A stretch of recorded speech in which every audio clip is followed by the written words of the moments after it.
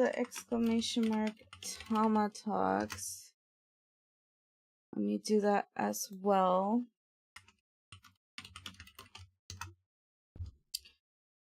I'm so confused because it says it snoozed all of a sudden.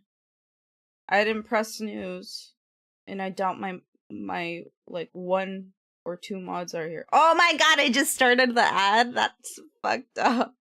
Oh well, GG's.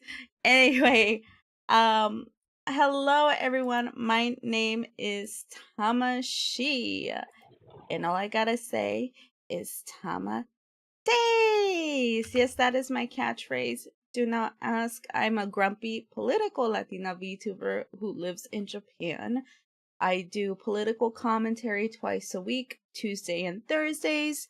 But on the rest of those days, Friday and Saturday, I do fun variety streaming. But today I'm doing political. So,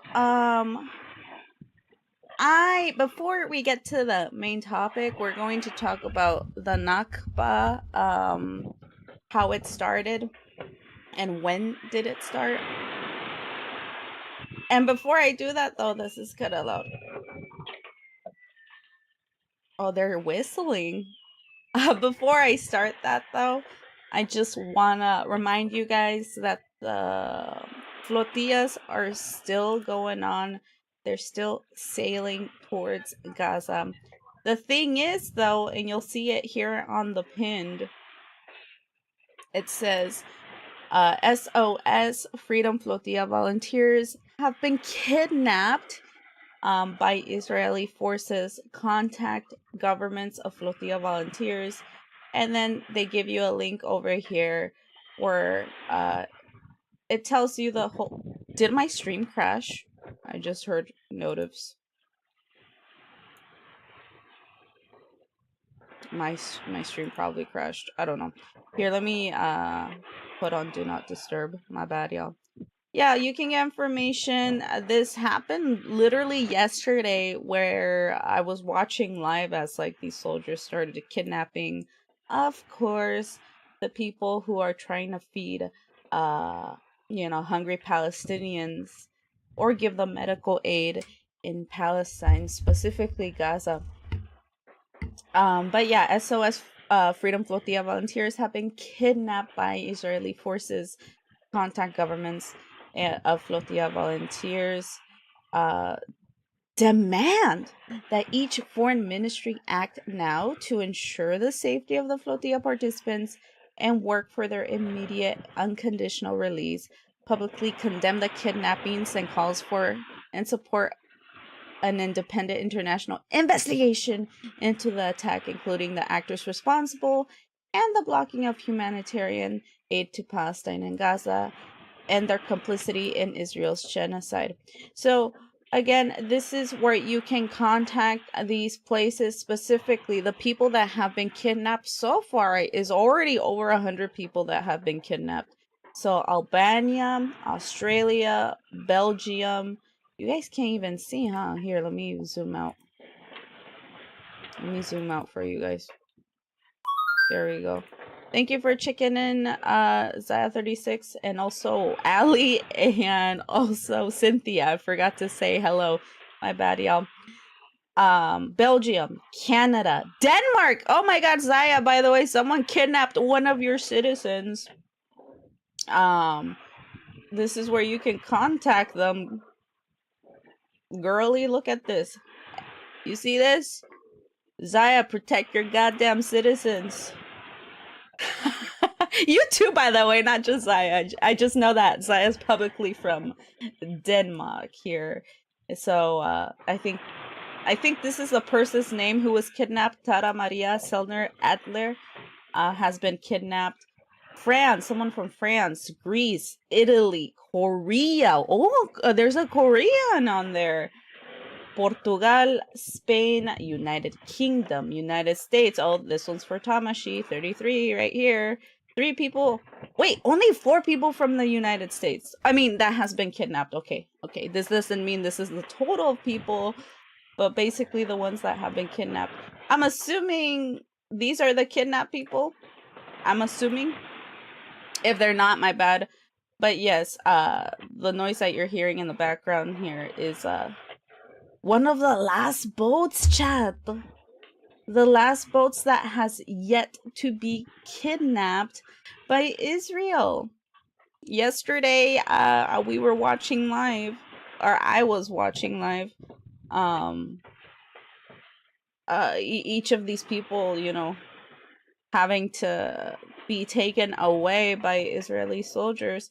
So it's really important that people are taking action, that are paying attention to what's going on. So far, click here. Let's look at how many boats are left, actually.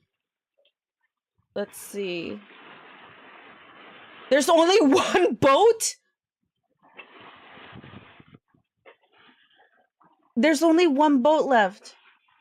What boat is that? I can't see. Lena boat. Is it? Yep. Shit, chat. There's only one boat left. And it's this one. This is the only boat left, which makes sense as to why they're only showing their perspective. Oh my god. As you can see right here, and my mouse isn't showing, my bad. But all those red dots here, let me zoom in so you guys can see. All those red dots that you guys are seeing right here next to my eyeball, those are all the boats that have been intercepted and have had civilians kidnapped for trying to help Palestinians. Unfortunately, I'm really sad that there's only one boat left. So this is, again, just go to freedomflotilla.org and you'll be able to get information on what's going on and how to help. Let me mute this for a bit. And again, I'm letting you guys know of this because they got really cocky with kidnapping Saif and Thiago like 2 weeks ago, and they were just released about 2 weeks ago, I believe, or was it last week? I think it was last week that they got released from Israeli prisons. And it was kind of terrible because Thiago's mom, an activist from Spain and one of the main leaders, as well as Saif, who's also from Spain and in Sweden, and also Palestinian, they were kidnapped, and Thiago's mother ended up dying in Spain. She just died, and Thiago, while he was being literally tortured, by the way, didn't even know that his mom died. And, you know, once he was released, that's when he found out that unfortunately his mother passed away. So I can only imagine, like, being tortured and then, you know, being even more emotionally tortured, finding out that your mother died and you didn't even get to say goodbye or hug her one last time. Another thing is, I found out that his mother was very well aware of him going to Palestine and all of his efforts to you know, demand rights for Palestinians and anyone else suffering in the world. But it sucks. She didn't even know that he was in trouble or that he was being tortured. They didn't tell her that. Unfortunately, I mean, I don't know, Chad. Do you think that's? I guess that's good. I was really afraid that his mother probably died from shock or sadness, knowing that her son was being tortured in a Israeli prison and was refused many times illegally. By the way, this is all illegal, to be released. You know, many times. They didn't tell her that, so I guess it's. I don't know. I guess it's good that she just died from natural causes. You know, being proud of her son, I'm sure she was. But damn, goddamn, I cannot imagine being tortured and then knowing that you will never see your mom again alive after coming out from such a thing. But I don't know, Thiago and Saif are really strong people, chat. We really need to reflect on that as well. They got out of jail, and you know, oh, my mouse disappeared. God damn it. They immediately, my mouse disappeared. Why does that happen? How do I fix that? Oh, thank God I came back. Okay. We gotta reflect on that. They just immediately started just talking about Palestine and how it's important to keep going, to keep the mission going. Everyone else that wasn't kidnapped just kept going, and obviously still going, as you can see here, sailing to Gaza. I was very impressed. And glad that they didn't like get traumatized from all of that. Now, the thing is, this is just, obviously, this is proof of what is going on, of these people being kidnapped. But I watched this live, by the way, yesterday. What the fuck they're shooting? This is a different angle, by the way. So now they're shooting at boats, guys.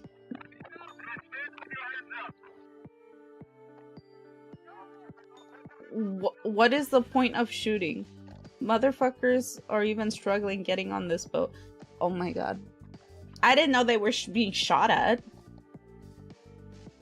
What the fuck? These guys are dumbasses, man. I don't understand. Well, they know they're not dumb. They know what they're doing. And of course, they destroy the camera that shows like evidence of them being fucking bastards. But see, this guy shot at the boat. We cannot unsee that. We've all just witnessed that he shot at the boat. Fucking hell. Jesus Christ, these are the people that were kidnapped. Italy, America, Italy, Britain, Italy, Spain, and Turkey. And this was, again, yesterday. It was pretty sad. I was hoping that they would have a harder time kidnapping these people. But unfortunately, there's only one boat left. One boat left heading towards Gaza. I hope that they succeed. And, you know, at least there's just one boat with aid. You know, at least that's the goal, is to, you know, normalize this and to just push countries around the world who are sick and tired of Israel kidnapping their citizens to finally force Israel to just open the borders, to just stop bombing Palestine, and to let aid in, because they refuse to let adequate aid into Palestine. This is the whole point of this, okay? Now, the new issue now is that, again, Thiago and Saif were being tortured in the prisons. And last year, Thiago and Saif, alongside with Greta Thunberg and a bunch of other activists and civilians, were also tortured in these prisons. This time, it happened again. And I'm assuming that all of these participants are going to jail illegally, by the way. I just hope that they don't amp up their torture. That's my biggest fear. And with what we saw with Thiago and Saif, they did exactly that. They really did. They did a lot of psychological torture. Especially, and put both of them in solitary confinement, and mocked them, threatened their lives, and also basically insinuated that they have ops on their family members in their home countries. You know, it was fucked up. So I wonder what they're gonna do with these people. I hope that nothing terrible happens, and I hope that you know, none of them get killed, because Israel is just well known for killing civilians, not only in Palestine, but around the world. So I just wanted to give you guys a quick update on that. Let's all wish luck to Lina al-Nabulsi, the last boat heading to Gaza. Let's hope that they actually reach there. Let's see how far away they are actually. Let's see. So as you can see right here, this is Lebanon up here. Oh, there it is, red. This is Gaza. Well, this is Palestine, my bad. Right here is Gaza. But this whole thing is Palestine. Oh my god, they're so close, chat. They're so fucking close. Look how close they are. They're right there. Ah! I don't know how long it would take them to go here, but shit. It sucks too, because like Tel Aviv is right here.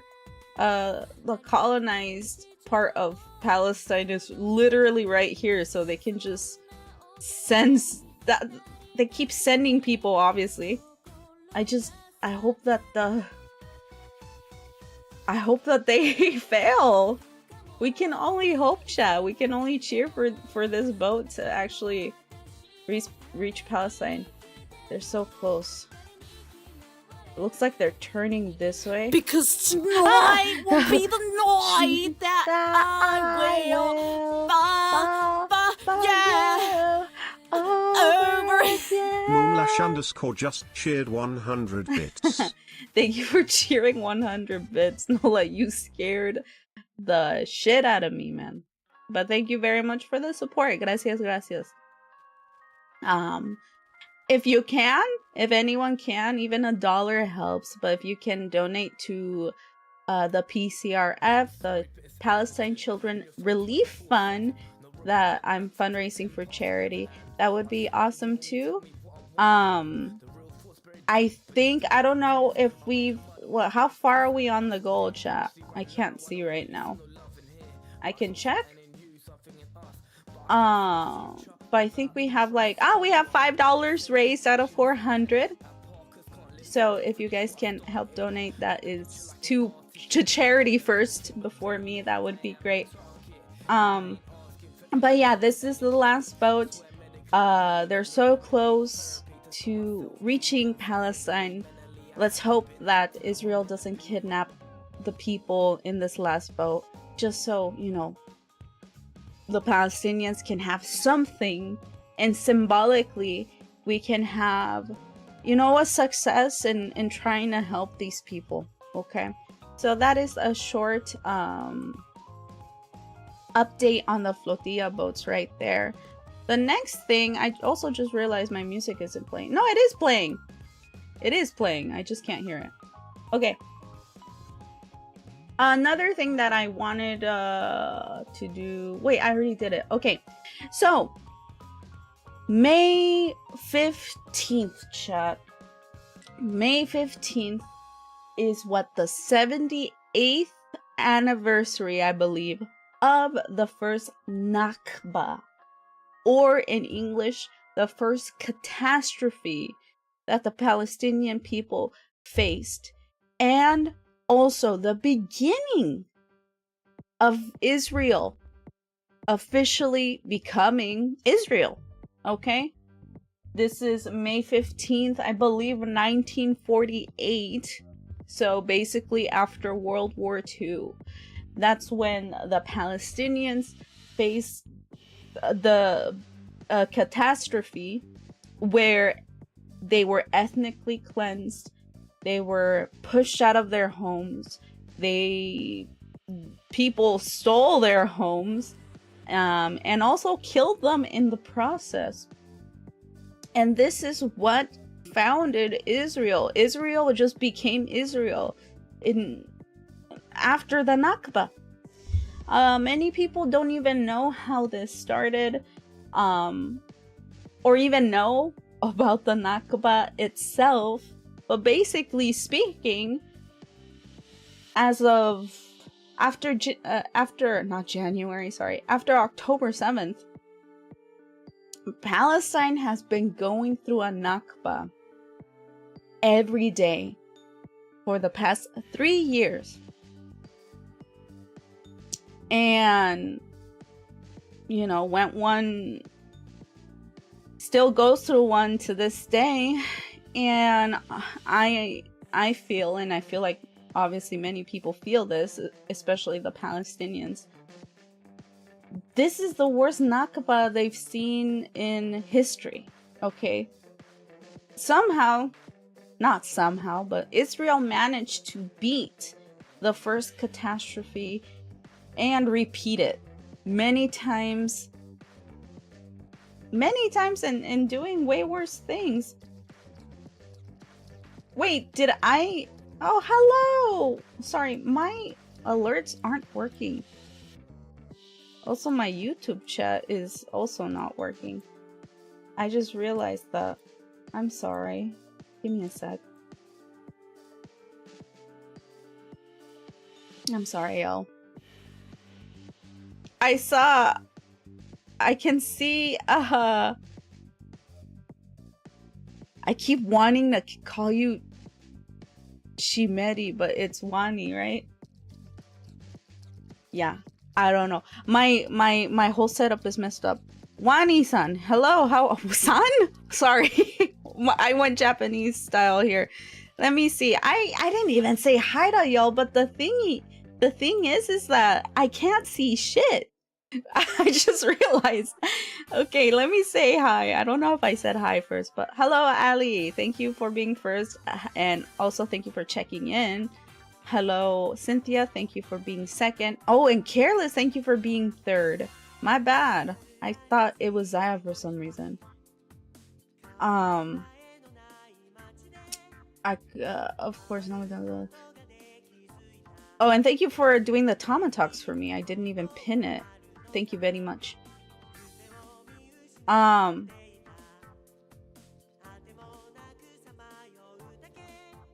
Don't forget to pin the message. God damn it.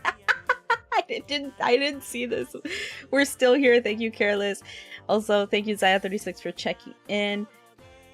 And it's like turning. Yeah, I noticed that it's turning, isn't it? It's scary how easy it is for them. It is. Hello, Nola. My bad. Did I say hi? And hello, Wani. Hi, Tama. The donation thingy above the chat doesn't work for me. Do you have another working link for me to donate? It doesn't work. It might depend on the region you're at. Because Zaya told me this a while ago that it wasn't working. There also might be a chance that sometimes if Israel's influence is too intense on Twitch, Twitch will demonize something. For example, I have to clarify on my streams that I'm doing political streams, because if I don't, I can get banned. That became a thing after Ethan Klein started whining about, you know, Israel discrimination and stuff. So sometimes I wonder if they stop allowing charities specifically for Palestinians to even work in specific countries. But I can definitely also pin the PCRF. Oh wait, Careless posted a link. My bad.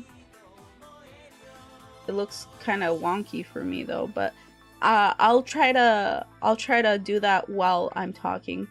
Random fact: solitary confinement was deemed inhumane in the 1800s in America around the time it was invented. That wasn't... I'm so sorry, Moonlash.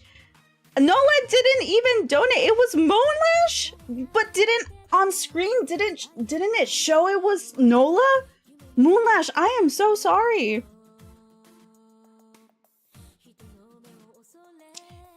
On screen, didn't it show that it was Nola? Oh my god. Okay, all of my notifications are fucked up right now. Nope, you only read Nola? I fucked up. I'm so sorry, Moonlash. You can lash at me right now. Let it out. Let it out, Moon. You can attack me. Go ahead. I deserve it. I am so sorry. My bad. It's probably because I'm so used to Nola giving me bits. I'm so sorry. This is what happens when I don't have my chat out. Ay, ay, ay. He won't mind. I know. I feel like that's so mean. Like, oh, thank you, gives credit to other person. Shit, my bad. Tama, they were asking for the link besides the one on Twitch.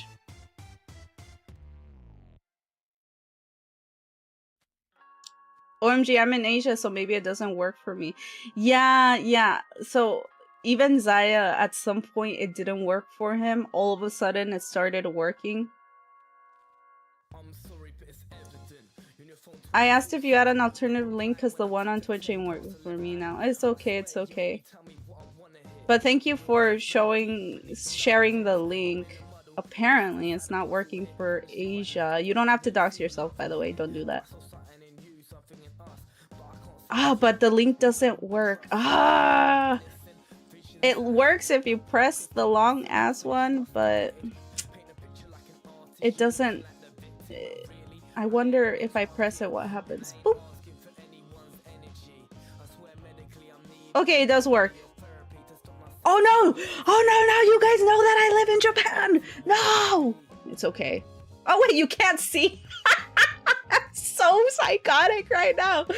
So chat, I am crazy. You guys must think I'm insane. Sorry, I have another fucking thing up right now, so you guys can't even see my location. But it's just showing like the money. Okay, the link does work then. Okay. It's showing how much I can donate in yen, so I was like pretending to freak out. But now I just look fucking insane. Okay. That's great. That's cool. First, I lie about, you know, someone donating money to me. Now I'm just acting like a crazy person. It's okay, chat. This is how we do things here. It's just how we do it, okay? Sorry, Moon. Okay.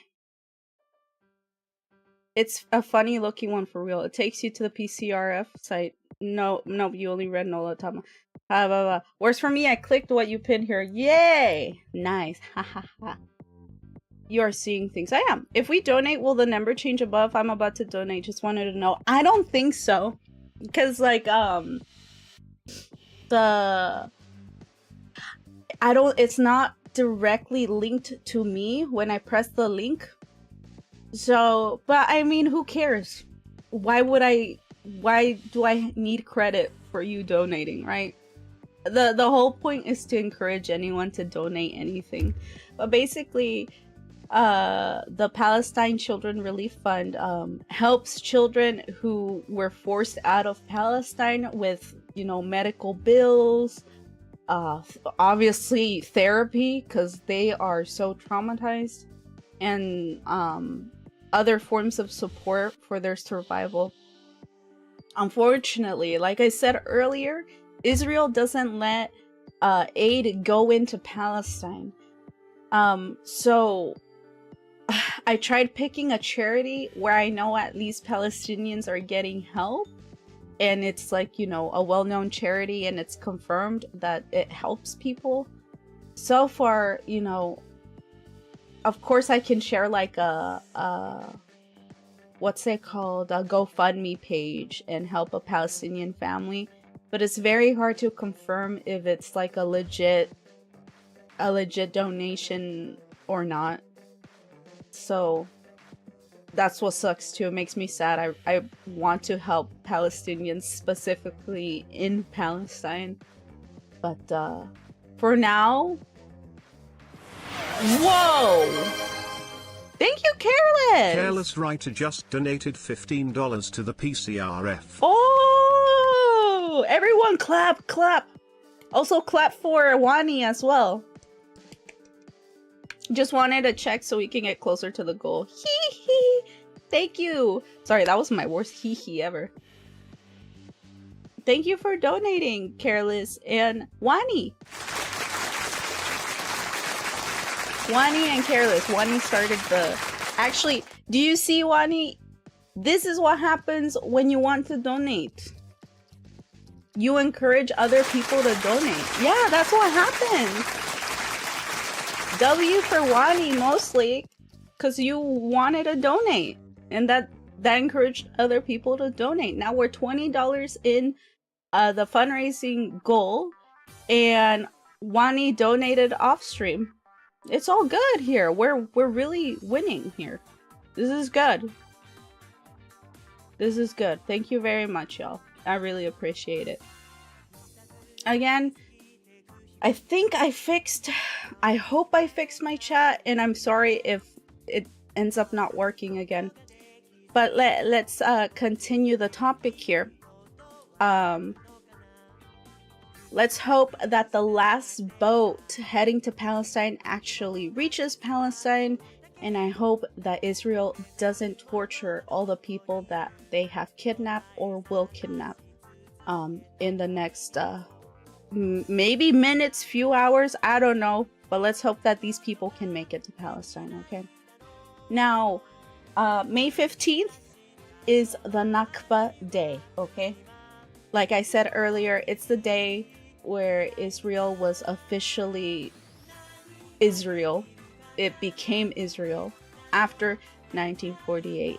Now the thing is, chat, the thing about this is that maybe all of you know now that Israel it's not real, you know. It wasn't formed over 2,000 years ago or whatever they're saying, right? It's actually a pretty new country. It literally started after World War II. Like, even the US is way older than Israel. But during the peak of October 7th, you know, after October 7th happened, many people did not believe that Israel was a new country. You know, I was raised to think that Israel has been there for over thousands of years, right? But now, even in the Bible, you know, if you open the Bible will show you Palestine. Some Bibles, I guess maybe they've probably changed it, but I was talking to Dad about this because I used to be very religious because of him. And in the Bible, sometimes it shows you a map of showing you like where the things that it's describing was located during the time that it was happening. You look at the map, it says Palestine. Okay? But some Bibles also say Israel. And that's what causes confusion. And when you read the book of Exodus and all that stuff, it tells you that Israel is the land of the people and all that stuff. It belongs to the Jewish people. And so a lot of people, especially America, even if they're not religious, they just grow up with that specific thought in their minds. Like, okay, yeah, Israel has been there for many, many years. Well, no question about it. Okay, well, not questioning things and not, obviously not learning history, not watching documentaries, not opening a history book. That is what caused this genocide. Ignorance, chat. Ignorance. And so that's why I wanted to talk about the Nakba, because many people will use Israel talking points and also Christianity against Palestinians to, justify genocide. Even if it was true, chat, even if all of that was true, and it's not, by the way, how does that justify killing children? It doesn't it doesn't make sense at all. So their reasoning is not, it's flawed. It's very flawed. The kingdom of Israel and Judah are indeed real, but the modern state should never have existed through such violence, displacement of the indigenous people there. The thing is, those places are real in the Bible, yes, and there's a lot of symbolism there as well. But as a country, what we know now as Israel, that's not the same Israel that is being spoken about in the Bible. That's the main difference here. And the fact that Israel is claiming that it's all planned propaganda to convince Christians, you know, the Christians from the most powerful country in the world that controls literally everything, into shilling for Israel. Especially, mostly politicians. Especially when the kingdoms fell apart. Anyway, Lamau! Well, we'll see what they do call them. The Israelite, there you go.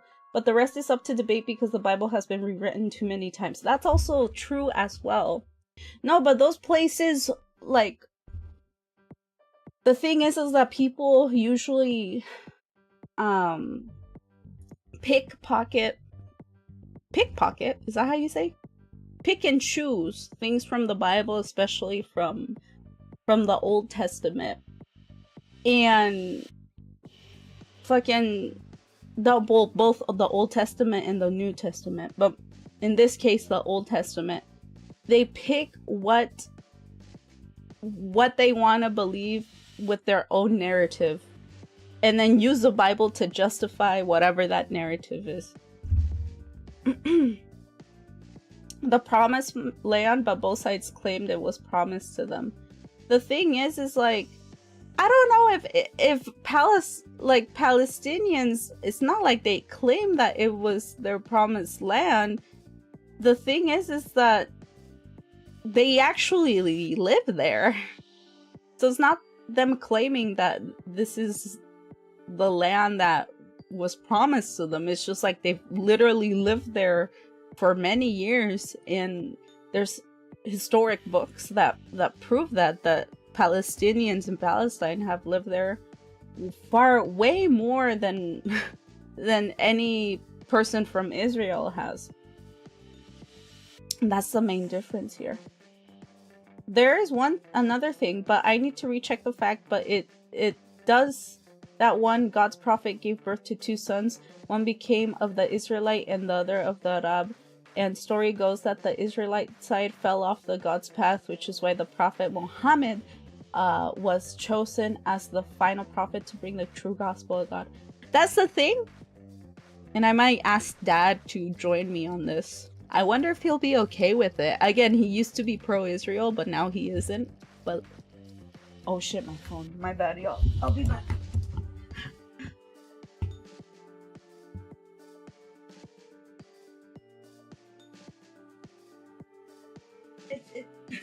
It died. Let's go. It died. We're good. It rung and it died because I heard it like not stop talking.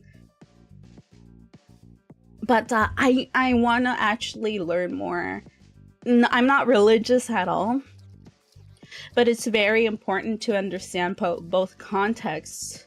Like, obviously, I understand perfectly well why Westerners and or people from Israel use the Bible to justify whatever. But to truly understand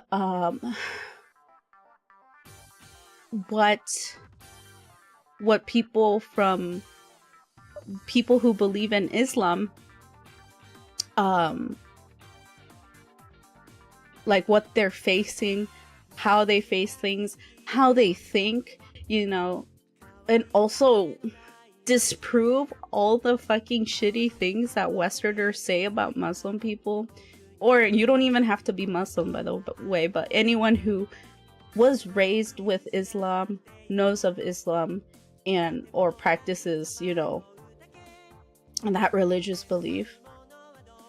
I think it's very important to learn to read the Quran and learn more about, you know, the prophecies and everything that they believe in. The thing is, you know, because if you don't, you're gonna have fucking people shooting up schools filled with children, and that literally happened like 2 days ago in America. These two fucking idiots, a 17-year-old and an 18-year-old, I believe, went to a school. Was it a school? I believe it was a school filled with children who were either Muslim or believed in Islam. And these two fucking brats went in there to kill children of that specific school. Fortunately, none of the children were killed, but 3 adults who were protecting those kids ended up dying. A security guard and I think security guards and other like teachers that were there at the school. I believe it was a school. I can't remember what exactly it was. I hope it wasn't a place of worship. Well, obviously it probably was, which is why they would have security, because obviously they would be victims of hate crimes. But people are going to tell you that, you know, oh, well, wow, Islam is a terrible faith. They discriminate against women. That's why they wear the hijab, because they discriminate against women. And it's not like that. No, that's not fair. And that's not true. And, like, who the fuck are you talking, like... What the fuck? Like, in the Bible, it says a bunch of shitty things about women. Didn't that one guy give off his daughter to be raped instead of the angel? What is that story?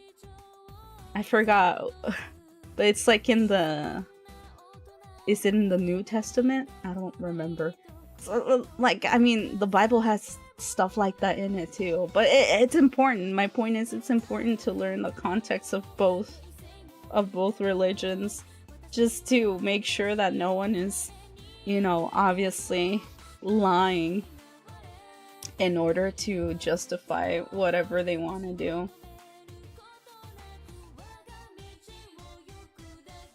Plus, the founders of Israel were also non-religious Jews who didn't care about religion anyway, but used it for their benefit. Yes. I will get into that as well.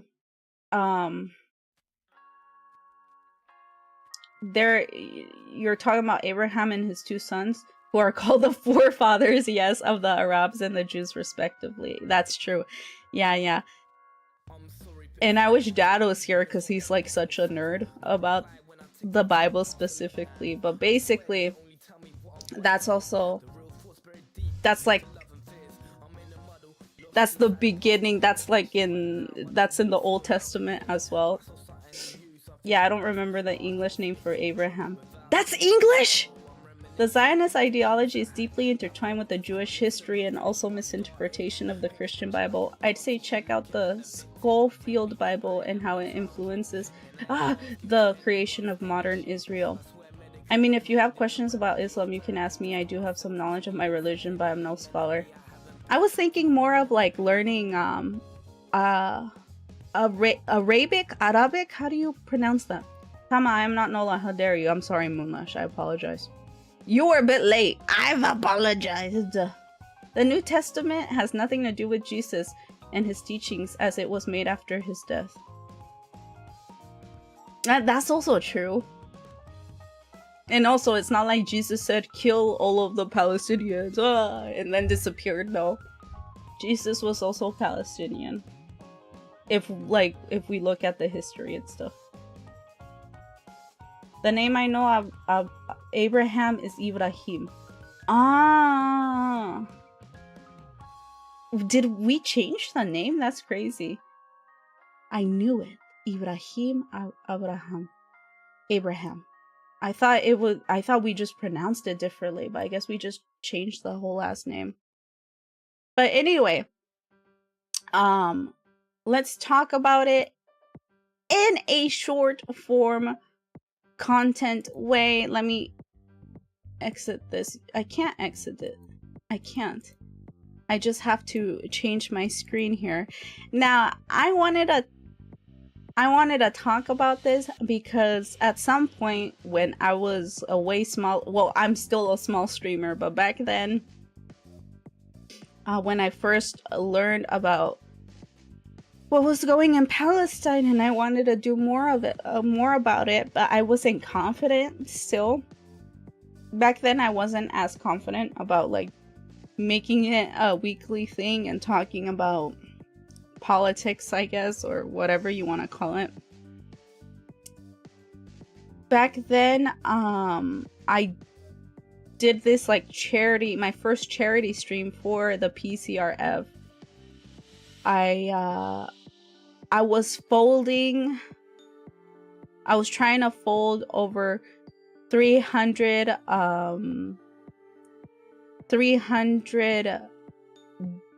doves, do 300 origami doves in order to represent how many people died almost daily once Israel began their mission to basically do a genocide and kill everyone in Palestine. And while I was doing that, I was also preparing a PowerPoint presentation to show to whoever would tune in to me folding these paper doves. I keep saying doves. These paper doves. So as I was speaking, I wanted to talk about Palestine and also teach people like at least a short snippet of history of how this whole genocide began. And I made this, but I never got to show it. And I remembered it like 2 years later. I'm like, oh shit, didn't I make a PowerPoint on this? And did I even finish it? I think I couldn't finish it because I have 2 jobs and work was I guess kicking my ass. So let's see what I wrote here. I'm gonna make this longer here. Is this cropped at all? Okay, it's not. Okay, what about this? Okay, here we go. Now it's good. Wait, no, it's not. What about the top part? Palestine conflict. There we go. There we go. Oh my god, don't look at that. Okay. Yosha. I probably should make it smaller though.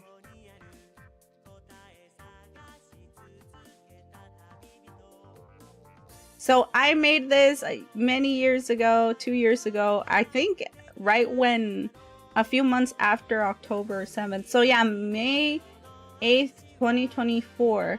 So yeah, two years ago. We're in 2026. That is so sad to even think about. But I wanted to talk to this with people as I was trying to fundraise for charity and do a charity event. But I couldn't do it because I was a bit, honestly, not gonna lie, I was scared of backlash. Like I wasn't as confident or as informed as I was now back then.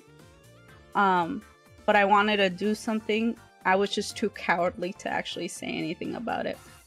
But I want to see how far this PowerPoint goes. And I wanted to talk about how it all started. So I even wrote conflict. Look at that right there. You see how passive already with my words I am? That's insane. That's how not confident I was. I called it a fucking conflict instead of a genocide. That's insane. But the date is right here, May 8th, 2024. And then I wrote, from Japan, how did it start? Let's try to understand history together. So, Jesus Christ, I wrote a goal at viewer discretion. I'm still doing a Palestine charity. All of my streams are dedicated to Palestine charities. But I put why? Raise money for the PCRF. Raise awareness and critical thinking among the VTuber and nerd community. Bam. I am not a professional in any way or form. Look, that's so crazy. This is meant to encourage people to avoid being in the middle ground and do proper research when human lives are at stake. The main source of this presentation will be the Al Jazeera's educational video on YouTube called How Israel Was Created, and we will watch that. Also, yeah, the goal as well, I want to start watching the 4-part series of how the Nakba started, how everything started. It's like a documentary series by Al Jazeera, each like over 40 minutes long. I don't even know if we can watch the first one, honestly. It's already 12 a.m. for me. So we have like less than an hour left. But I wanted to look through this PowerPoint presentation first, just to get like a snippet of how everything started, and also how what I wrote 2 years ago, you know, over 6 months after October 7th happened in 2023. I will base my opinions on historical news and peer-reviewed sources. I will paraphrase a lot, so please do your own research if you have specific questions. Again, I am not a professional. You can't even read that because my assets are hiding that here, but it's okay. It's fine. Don't worry about it. Let me even remove the bottom part here. There we go. That's better. Ah! Don't look at my tabs. Don't look at my goddamn tabs, chat, I swear. Okay. Next. I'm someone who cares for peace. Oh my god, look at this. Such a nerd. Yes, I am someone who cares for peace and wishes for liberation for those who are truly suffering. Let's do our best. So, let's talk about the Balfour Declaration, November 7th. What? November 2nd, 1917. Okay. So, this motherfucker, who is Arthur Balfour? So this is Britain's foreign secretary, okay? And this is from Britannica.com, this specific quote. The official in Great Britain and other countries who is in charge of how the country relates to and deals with foreign countries. Okay, so basically this guy managed the countries that Britain was involved with. Now, this motherfucker, this is what he fucking said, okay? And you can't see the fucking document here. It's pretty blurred. But a memorandum that the Zionists submitted to British government in October 1916 contained the demand, okay, after the liberation of Palestine from Turkish rule, the rights of the Jewish people in the country be recognized, free immigration be permitted, and the status of Zionist institutions be legalized, okay? And this is from myjewishlearning.com. He wrote this letter demanding all of this stuff, saying, hey, we want to be recognized as Zionists, okay? We want everything to benefit Zionists, okay? And for us, it's like, and by us, I mean, like, I'm paraphrasing what he was trying to say. Those who live in Palestine, okay, need to and that are Jewish, they want to be recognized as a country, have free immigration, and also be seen as Zionists. When he wrote this, though, the Jewish people that were in Palestine, only 5% of them were like Jewish people. Palestinians opened their country to refugees who not only left, Germany after the Holocaust, not only Germany, but all around the world.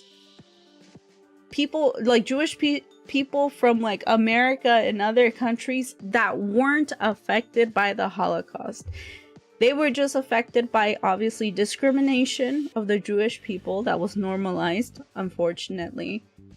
But take note that not everyone who was Jewish and was living in Palestine and was seeking refuge in Palestine were Jewish people who escaped from Germany, from the Holocaust.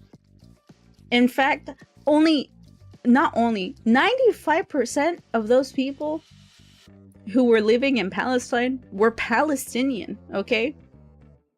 And again, in 1916, apparently, Israel wasn't a country yet.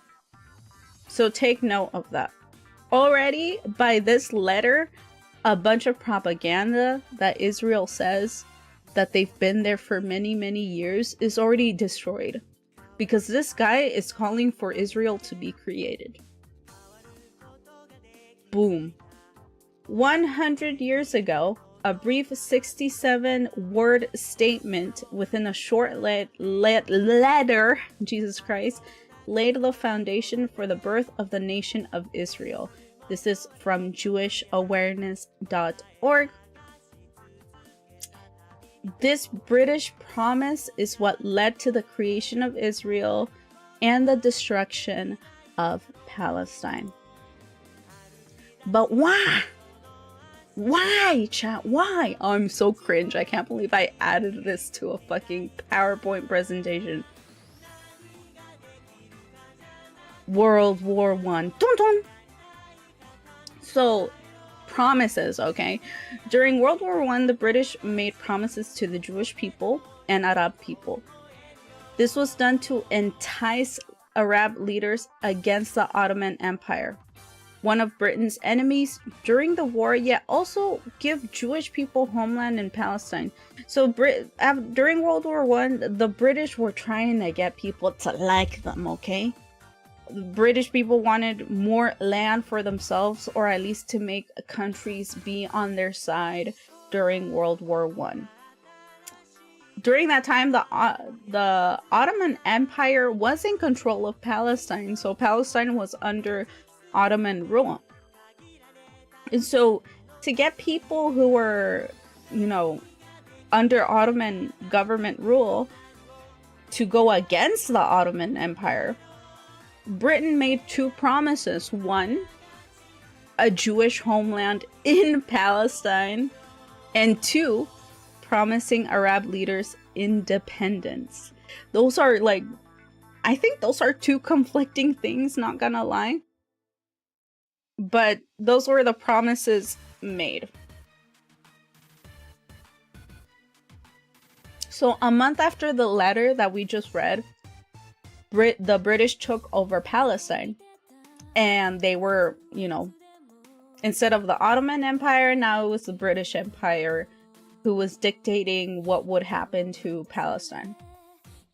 So, three important things, again, about Palestine was that the Arabs who lived there were Muslims, Christian, and Jewish.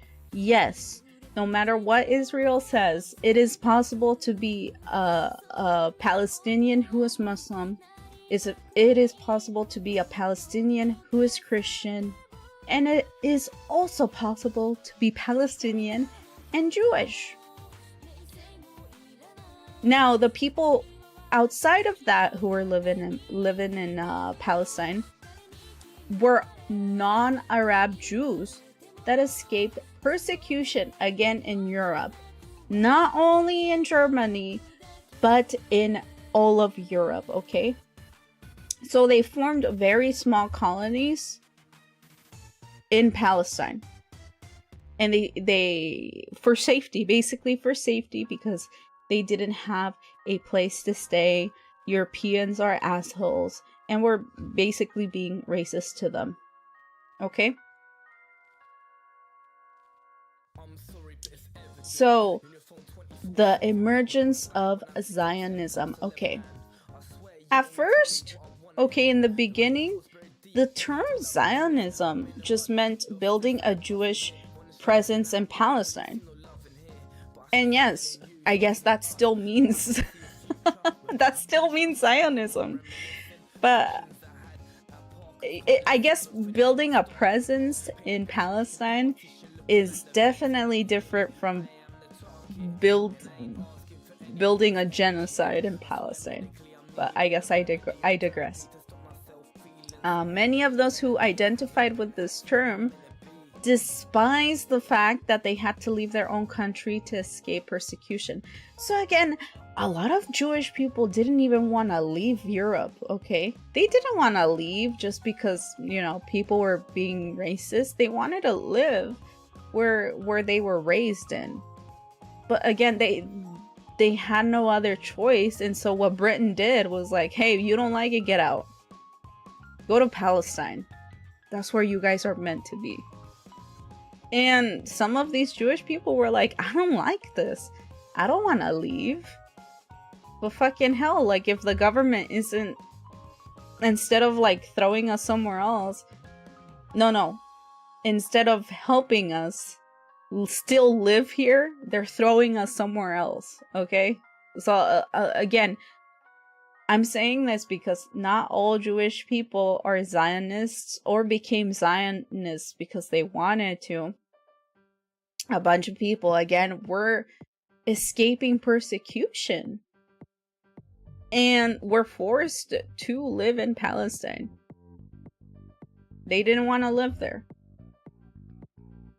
But not all of them felt that way. I'm just giving you two sides of the feelings of the Jewish people who eventually were put in Palestine.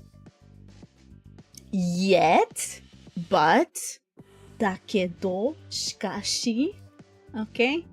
Once Zionism turned into a political movement, that's where everything changed, Chep.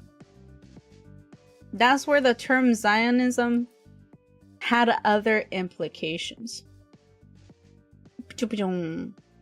So who's to blame? This motherfucker as well.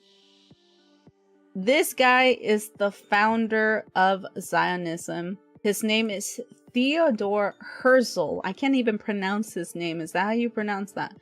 Theodor Herzl. In 1896, Theodor Herzl was the founder of Zionism and called for the restoration of the Jewish state. So this book right here, it's called Judenstaat. Okay, that is very simple. I can understand that. I'm going to safely assume that means Jewish state, okay? His book, Judenstaat, the Jewish State, he wrote, the only way for Jews to avoid anti-Semitism was not just to leave, but to have their own country, okay? So this guy started the idea, hey, you guys don't like us? Give us a country. It's a good idea. Think about it. That's what Herzl said. Was he Jewish? I wonder if he was. I need to look that up. I can't remember. 1 year later, in 1897, the first Zionist Congress takes place in Basel, Switzerland, and the first Zionist organization was born. Herzl helped create a program that would establish a Jewish state in Palestine and promote Jewish settlement in Palestine. So I don't even know if this guy is Jewish. I need to remember. But basically, again, he said, hey,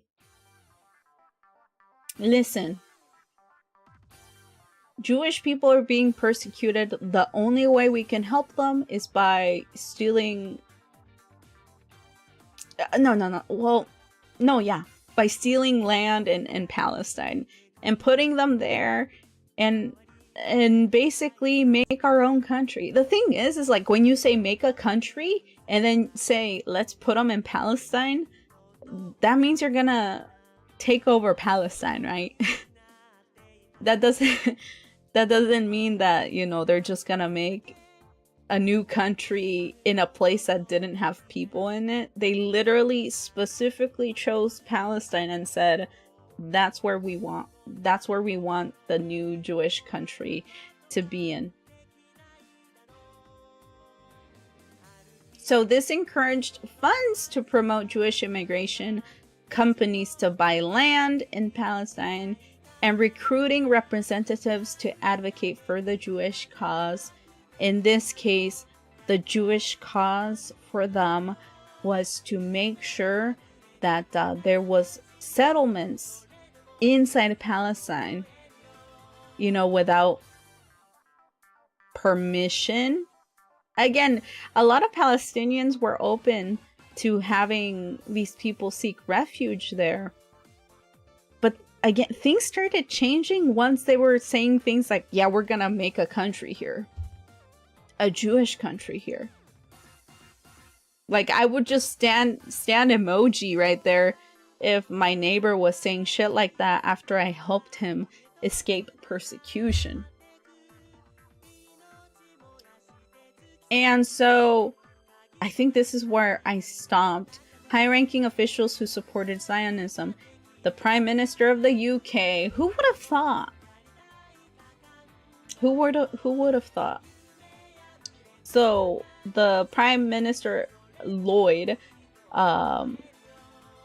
supported Zionism, and it didn't really make sense because, or it did make sense, I guess. He was a Christian. That makes sense.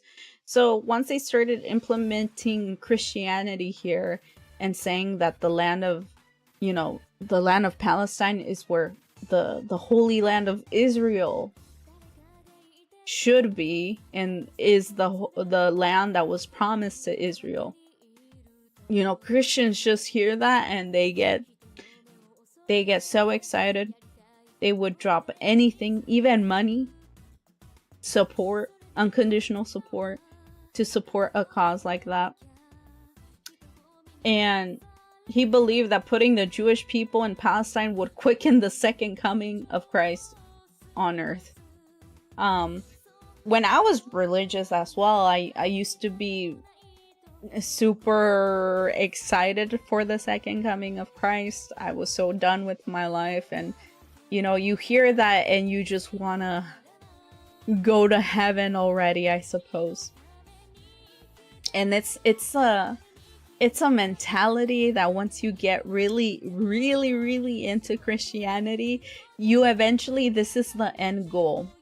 The end goal of Christianity is the second coming of Christ on earth, so you could, you know, get out of this shitty world and then become immortal and be happy. Okay, the whole point is to go to heaven. That is the end goal. So when you have these people in power who are that into their religion, specifically Christianity, and if they hear that there is a way to quicken their one-way ticket to heaven, literally, they will do anything. They will do anything to get to that goal.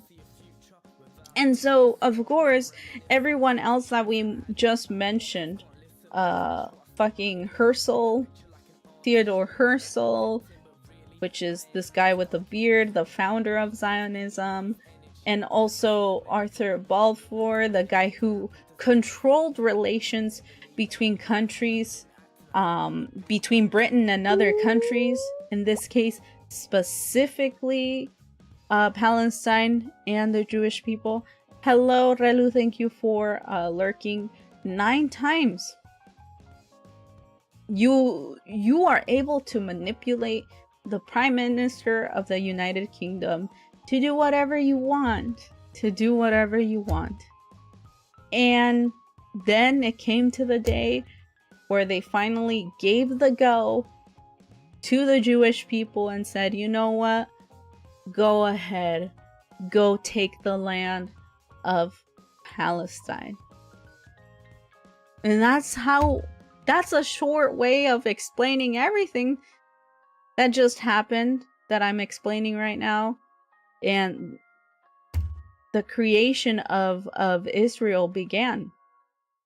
Let me turn off my my música here, and let's hear what this all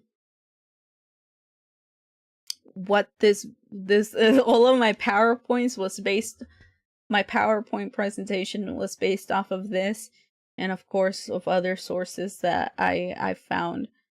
But let's watch the video that I was basing all of this from. Boop. One of the events that helped Jesus Christ. Okay. That's pretty loud for me. I wonder if you guys can hear it though. Oh my god, that's super loud though. Let's see. Oh, it's not even at its full power. What happens if I play this? 17. Oh shit, no. There we go. Yeah, I'll just turn it down on my end here. So how Israel was created. So let's watch this. Bam! On November 2nd, 1917, Britain's Foreign Secretary Arthur Balfour wrote a letter that would set off a conflict still being fought more than 100 years later. His Majesty's government view with favour the establishment in Palestine of a national home for the Jewish people and will use their best endeavours to facilitate the achievement of this object. When Balfour wrote of his government's intent to create a Jewish homeland in Palestine, 90% of the people living there were not Jewish. Just 31 years later, most of them were gone. How many people were killed? I didn't count. I can't really know. I had a machine gun with 250 bullets. That's insane, chat. I can't. I hate this fucking guy. What I'm going to find these specific interviews. So Tantura Real Peak Films 2022. But these are literally the OG settlers, by the way. And they're just, look how happy they are. Flaunting them killing Palestinians. I don't understand how you can just be so happy and laughing about it. But if you think about it, American soldiers are the same way. You know, when they come back from colonizing a country, they just start talking about how cool it was. I don't know. This is a layer of evil that I am very uncomfortable with. So he says, I don't know, I had a machine gun with 250 bullets. Very proudly as he laughs. Let's see what he says more here. This is the story of the British promise that led to the destruction of Palestine and the creation of the State of Israel.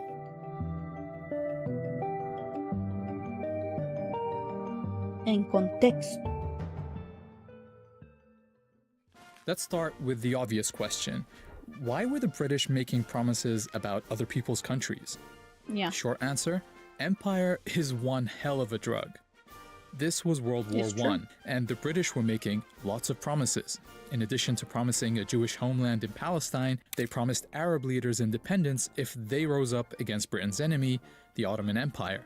The Arabs did. Hollywood even made a movie about it. Arabia's for the Arabs now. Oh, really? Wow. That's what I've told them anyway. That's what they think. That's why they're fighting. Oh, surely.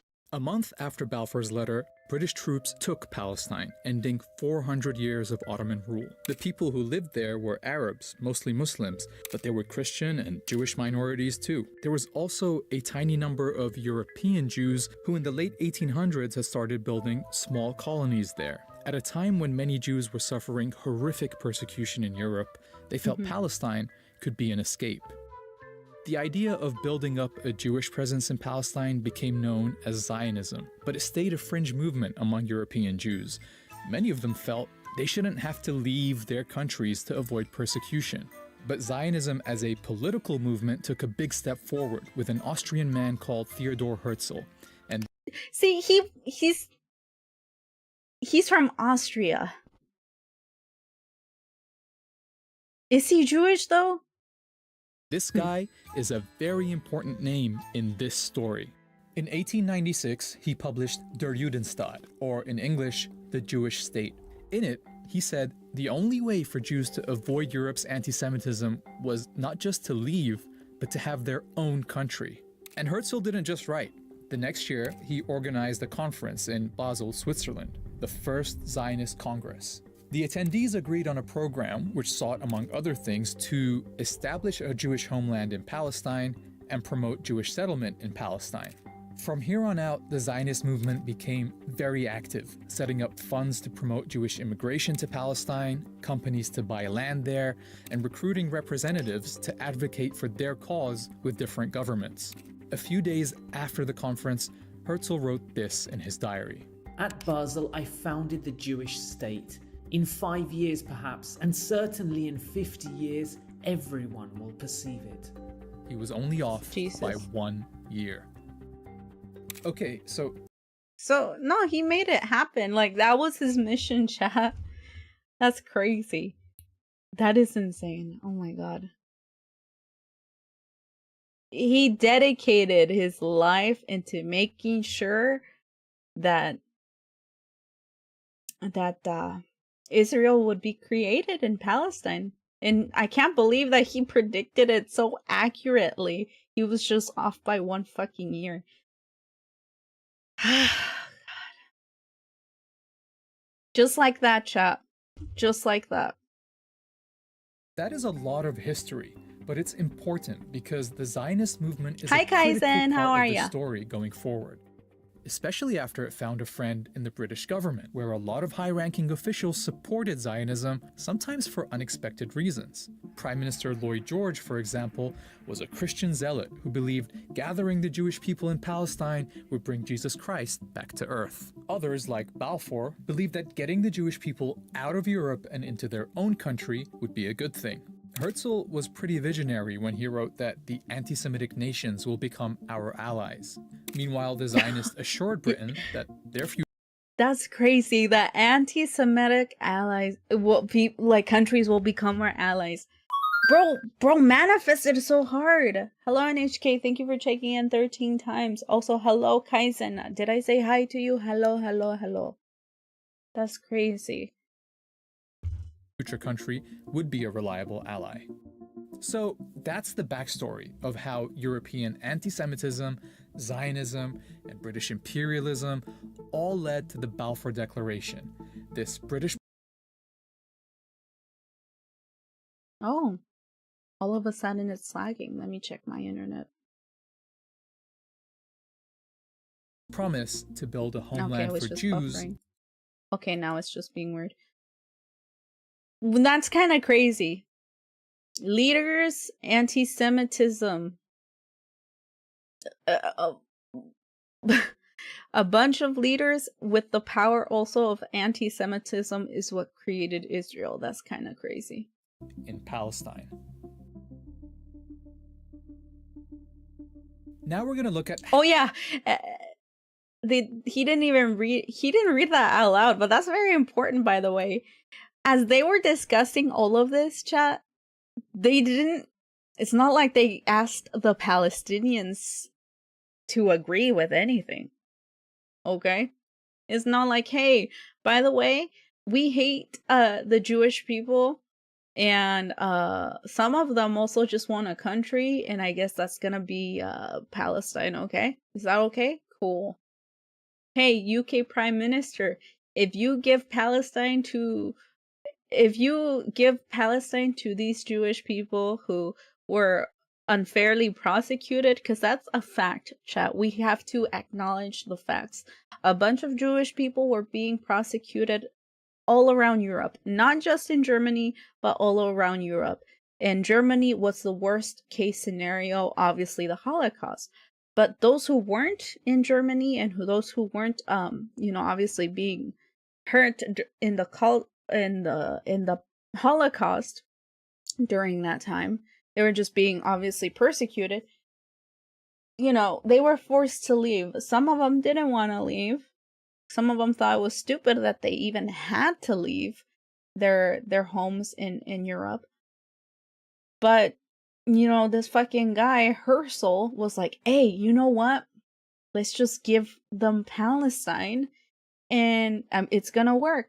All of the anti-Semitic countries will be on our side, and it will take me 50 years. He was right, and he was right. But again, all of this was done without even asking the Palestinians. Okay, people were giving their land away. They were fucking doing deals concerning their land, and not one single Palestinian was asked for consent. Okay? If it was okay. Nothing was negotiated with the Palestinians. This is the biggest crime here. Now we're going to look at how Britain did that. World War I had been a conflict between rival empires, and the winners set up the League of Nations to distribute the losing side's territories between them. They called it the Mandate System, putting territories once controlled by the Ottoman and German empires under the, quote, tutelage of advanced nations until they became independent. Britain was given the mandate over Palestine, but the Palestinian people were never asked what they wanted or what independence would look like to them. Listen to what Balfour wrote to one of his colleagues.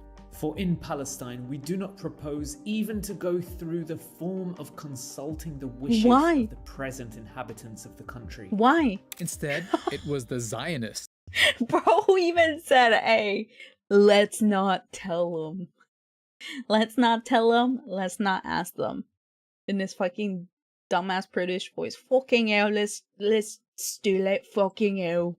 Who were consulted about what their vision for Palestine was. And so the mandate ended up incorporating not just the Balfour Declaration, but several clauses requiring Britain to ensure the establishment of a Jewish home in Palestine. British rule was very accommodating to the Zionist project. The Jewish community in Palestine grew with big waves of immigration. Wow. They had their own schools and factories and even their own militia, the Haganah, and they were led by the Polish-born David Ben-Gurion, the leader of their representative body, the Jewish Agency. To the Palestinians, it was clear that Britain wasn't delivering them independence. It was delivering their country to other people. Yep, In 1936, they went on strike. British forces tried to break the strike with arrests, torture, mass punishment, and executions. Leaders were exiled, weapons confiscated, and houses blown up. Palestinian fighters attacked British and Jewish targets, while British and Haganah forces would carry out joint raids on Palestinian villages. Something had to change. The British government sent a commission called the Peel Commission to figure it out, but their proposed solution was typical. Just draw another British line on the map, divide the country, give this part to the Jews and this part to the Palestinians, and make that part of Transjordan next door. Oh, and because the Palestinians were a majority in the country, 250,000 of them would have to be removed by force to make the Jewish state viable. Remember, these were the proposals that were meant to calm things down. Spoiler, they didn't. Instead, the revolt continued until 1939, by which time about 10% of Palestine's adult male population had either been killed, injured, arrested, or exiled. The British government really needed a solution. So, here comes another report. The Commission is studying the 20-year-old Jewish settlements in British-mandated Palestine. The 1939 White Paper created a conflict between the British and the Zionists for the first time, because it rejected partition and said the solution was for Palestine to gain independence within 10 years, with everyone living there sharing it together. Crucially, it also imposed severe limits on Jewish land purchases and immigration. To the Zionists, this felt like a betrayal. In response, some set off bombs across the country, killing dozens of Palestinians. So, again, I keep mentioning, right, that the Jewish people escaped persecution in Europe. But look what they did, chat. They said, yeah, we didn't want to move out of, our European houses, whatever. I guess we'll just go to Palestine. I don't want to, but I guess I'll just kill everyone there. And when the country that started all of this in the first place, again, Britain has ruined many lives, by the way, and many countries they just ruined and fucked everything up, and then we're like, hey, America, continue fucking everything up, please. Sure, buddy, okay. It's just really unfair. It's really unfair. Because instead of trying to do things peacefully, right? They just start killing the people that have always lived there for many years since, even before the Ottoman Empire. It's just insane to me. What logic, what reasoning is being used here to justify this? Obviously, colonialism, chat. I don't think people from that's why when Jewish people, I love the modern day, and I'm talking about right now, when Jewish people do not defend Zionism, is mostly because their families were actually affected by the Holocaust. So everything that Germany did to them and their families, they could see that their own country were doing it to Palestine. Their own country that wasn't even formed yet, by the way. It wasn't even formed yet here. Yeah, look at them. Getting mad at Britain, telling them to coexist with Palestinians. Again, they're the outsiders here, and they're the ones getting mad and killing and bombing and doing everything. They've been doing this for many years, chat. And it got them a country. They were rewarded. Soon, everyone was distracted by something much bigger. More than 60 million people were killed in World War II, including 6 million. Jesus Christ. Watching this through PowerPoint. Jews murdered in Nazi death camps. Okay, so here's another thing.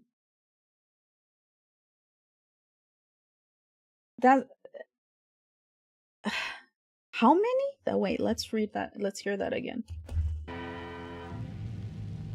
More than 60 million people were killed in World War II, including 6 million Jews murdered in Nazi death camps. Jewish survivors fled Europe, with a large number of them trying to find safety in Palestine despite the British limit on Jewish immigration. This set off a more direct confrontation between the Zionists and the British, with Palestinians often targeted as well. So things got even more complicated, Jesus Christ, after World War II. But again, you have to see things more clearly. From the very beginning, a lot of those people were not in Germany. A lot of those people came from Europe. So this started from those who weren't suffering from the Holocaust, okay? Just remember that, chat. Remember that. After, and they were still killing people and colonizing people in Palestine. And after the Holocaust, even more people started flooding Palestine. And some of them were forcibly doing that by force with weapons and stuff. That's why they were resisting Britain, saying, hey, you need to chill out and coexist with these people. They just refused that. I don't think they should justify I don't think they should use the Holocaust to make another one. Okay, it's just not fair to me. Again, this is the fault of Britain for doing things lazily and believing everything that anyone says and be like, colonization, hell yeah, I'm used to that. Yeah, you guys can do that. Do it in Palestine, go ahead. It's insane. Including 6 million Jews murdered in Nazi death camps. Jewish survivors fled Europe, with a large number of them trying to find safety in Palestine despite the British limit on Jewish immigration. This set off a more direct confrontation between the Zionists and the British, with Palestinians often targeted as well. The Zionists knew two things. Militarily, they were stronger than the Palestinians, and Britain was exhausted by World War II, so it wouldn't have the stomach to keep fighting in Palestine. They were right. In 1947, after 30 years of occupation, Britain announced it was quitting Palestine and asked the newly formed United Nations to clean up its mess. Alright, 1947 and 1948 are the most pivotal years in this story, so let's take a look at how things are lining up. During British rule, Jews had gone from 10% to 30% of the population, and owned about 6% of the land. Under Ben-Gurion's leadership, the Jewish Agency was pretty much functioning as a government for the Jewish community. And the Zionist militias had tens of thousands of soldiers, modern weapons, and officers who'd already fought in World War II. On the other side, the Palestinians hadn't been allowed to develop their own administration or military. But as they waited for the UN solution, they were still the majority all over the country. In November 1947, the UN, then only made up of a fraction of the world's countries, voted to partition Palestine. This plan marked off 55% of the country for a Jewish state, but the UN never explained how it could be a Jewish state when half the people in its territory were Palestinian. To nobody's surprise, that's so fucking insane. Oh god, they literally stole the land. That's so crazy, bro. Everyone, most of the people are Palestinian. Before the Jews came in, everyone was Palestinian. And then they just went, that is Jewish land. From now on, that's Jewish land. That's it. That's so crazy that these motherfuckers can just decide that on a whim. Palestinians, and in fact all Arabs, rejected the UN's plan. Ben-Gurion and the Zionist leadership accepted, but they saw an opportunity. With the British on the way out, the Zionists knew they would have the strongest military in Palestine. Their forces were instructed to seize more territory than they'd been awarded by the UN, and to do what was necessary to reduce the number of Palestinians in it. In cities like Haifa, the militia set off car bombs in Palestinian neighborhoods. They attacked villages and forced residents out. Haganah troops have driven the Arabs out of the beleaguered city, taking many prisoners. After inspecting parts of western Jerusalem that had been emptied of Palestinians, Ben-Gurion said, "In many Arab neighborhoods in the West, you do not see even one Arab. If we persist, it is quite possible that in the next 6 or 8 months, there will be considerable changes in the country, and to our advantage." One of the events that helped speed up these changes took place on April 9th, 1948, when the village of Deir Yassin was attacked. A British government report to the United Nations describes the scene. 250 people were killed in circumstances of great savagery. Women and children were stripped, lined up, photographed, and then slaughtered by automatic firing. The story of what happened at Deir Yassin set off panic all over the country. As news spread, people fled, fearing they would be next. Historians have recorded dozens of similar massacres during this period. Each time, they would result in entire communities fleeing. There was an order, and it came from Ben... Here, I can't change the volume here. Let me turn it a bit more down. Of similar massacres during this period. Each time, they would result in entire communities fleeing. There was always an order, and it came from Ben-Gurion saying, drive the people out. When we occupied a place, tractors razed into the place, razed it. Nothing remained of the village. Why? They didn't want anyone to return or to leave any By trace the of time any Britain ended place. its mandate on May 15th, 1948, 250,000 Palestinians had fled. The night before, David Ben-Gurion announced the founding of the State of Israel, with himself as its first prime minister. He was standing under a giant portrait of Herzl, 51 years after Herzl had predicted this very moment. The Zionist militias came together as the newly formed Israel Defense Forces, but the fighting wasn't over. With the British out of the way, soldiers from several Arab countries entered Palestine. But the Israeli army was better equipped, better organized, and unlike the Arab armies, had a unified command and backing from several European countries. Israeli forces pushed into places that the UN had assigned to the Palestinian state, like the towns of Lidda and Ramle. 50,000 people were forced to flee from there, many on foot, in what became known as the Lidda Death March. After being emptied, the towns were given Hebrew names, Lod and Ramla. Like in many other empty towns, the buildings and homes were taken over by the new Israeli state and given to Jews. By the time the UN secured an armistice, 3/4 of the Palestinian people had become refugees. In Arabic, they call this the Nakba, literally the catastrophe. The new state of Israel made up 78% of what had been Palestine. The remaining parts were annexed by Jordan or taken over by Egypt. A year later, the UN passed a resolution calling for all Palestinian refugees to be allowed to return home. They never have been. Palestine had been erased. In the decades since, attempts to resolve this conflict have again tried to partition the land. With each successive attempt, the territory offered to Palestinians in their historic homeland shrinks even more.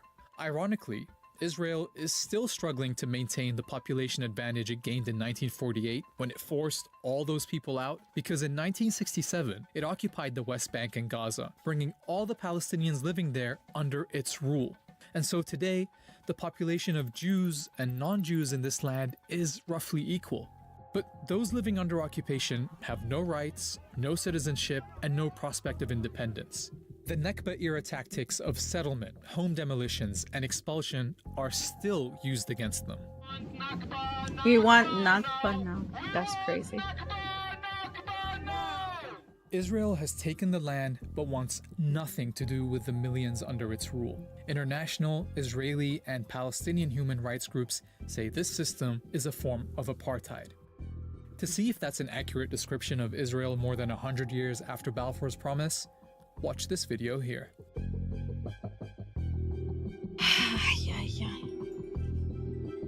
And that's like again, short, brief history of how things led to the Nakba. I wanted to watch a 4-part documentary series, like each 40 minutes each. I didn't know if we could watch it tonight, but I guess we can't, because I wanted to finally present my presentation that I made like 2 years ago, talking about how what led to the Nakba. But it was pretty, I guess I was really informed. That's crazy. I think I did a good job making this presentation. It's pretty too. Like I like how things moved around here, like the animations. But yeah, these are my list of sources. Britannica. Let's see. myjewishlearning.com, jewishawareness.org, and Al Jazeera, the video that we just watched. On Thursday, we will continue learning more about the Nakba. It's going to basically be a watch along and a reacting to the documentaries made by Al Jazeera. I might switch it up a little bit. I'm not sure.